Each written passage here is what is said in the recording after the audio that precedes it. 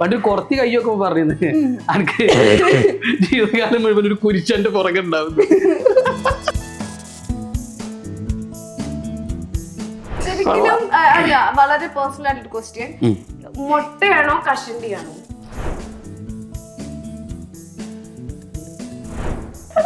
ശരിക്കും നിങ്ങളുടെ പേരെന്താ?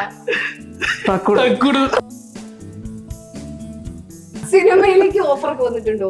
ഓ ഇഷ്ടം പോലെ. ഞാൻ പോവില്ല, നേരല്ലേ വന്നിട്ടില്ല.